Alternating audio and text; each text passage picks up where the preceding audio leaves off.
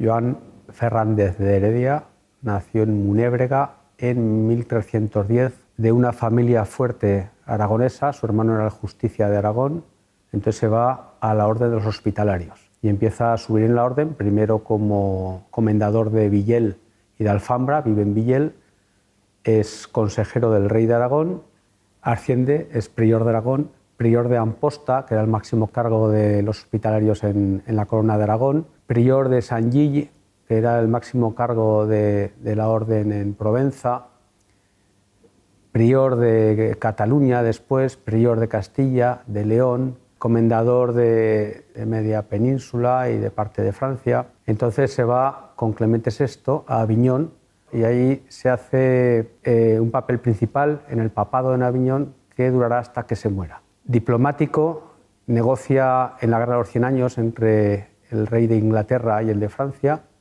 Fue almirante de la flota pontificia, de hecho permite que el Papa en un momento dado pase de Aviñón a Roma para recuperar el sitio, lucha en Mallorca para recuperar el reino, lucha en Grecia contra los turcos, ahí vuelve a ser capturado, es vendido a los albaneses, su familia tiene que pagar el rescate porque se niega a que lo pague la orden.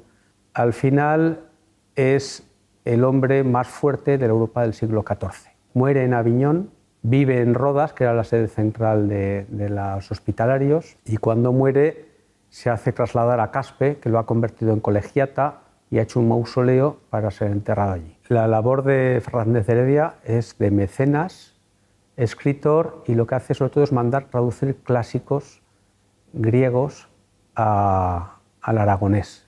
Por ejemplo, los textos de Tucídides o las vidas paralelas de Plutarco o tantos otros. Y manda traducir textos históricos, también textos de actualidad, de geografía, como el libro de Marco Polo, que se traduce 2 siglos antes al aragonés, por ejemplo, que al castellano, el libro de las maravillas, libros de apoyo a los reyes, como Flor de Flos o Secreto Secretorum. Su labor se compara muchas veces con la de Alfonso X el Sabio en Castilla, que fue un siglo antes, y también como una entrada de títulos humanistas en la Europa que empezaba ya a ser renacentista en el siglo XIV. Ha tenido muchos biógrafos, más que más franceses. Todos loban a suya vida como a de o más important personaje de Europa del siglo XIV. Y había una frase un párrafo que es famoso, que dice que a más de ser o jefe de Europa durante medio siglo, en el siglo XIV, a más fue o verdadero soberano de Papau y o verdadero rey de Aragón. Como partiendo de Cancianfú se trovan muchos lugares. E a la fin del realme, que se clama quasi en fin, fuera de la ciudad, es el palacio del rey en un plano, e pasa un río, e hay muchas fuentes.